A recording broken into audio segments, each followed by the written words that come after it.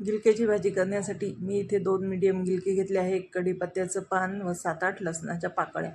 आता आपण अगोदर लसणाच्या पाकळ्या फुलपात्राच्या साहाय्याने ठेचून घेऊ.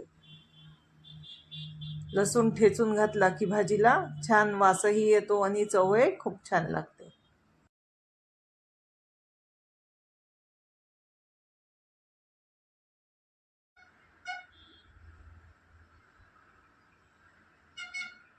इथे मी कुकर तापत ठेवला, त्यामध्ये टाकून घेऊया 1 चमचा तेल.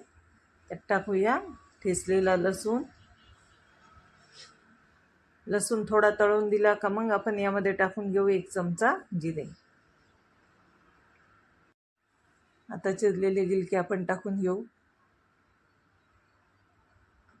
1 चमचा हळद, 1 चमचा लाल तिखट,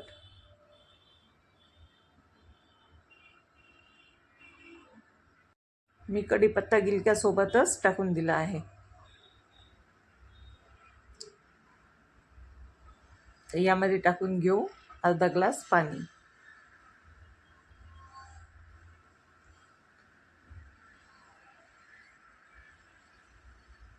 चवीप्रमाणे मीठ.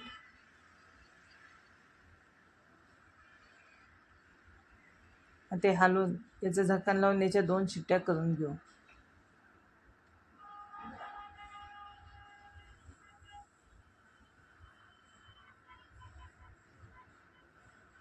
दोन शिट्ट्या झाल्या आहे. आपण कुकर उघडून बघू.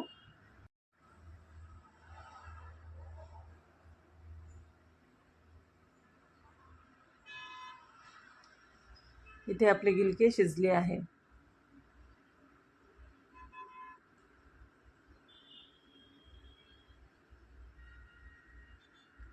तर हे कढीपत्त्याचं पान आहे, आपण यातनं हे काढून घेऊ.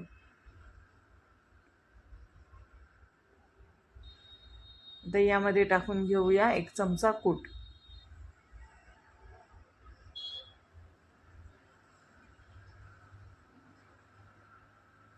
आता याला उकळी येऊन देऊ.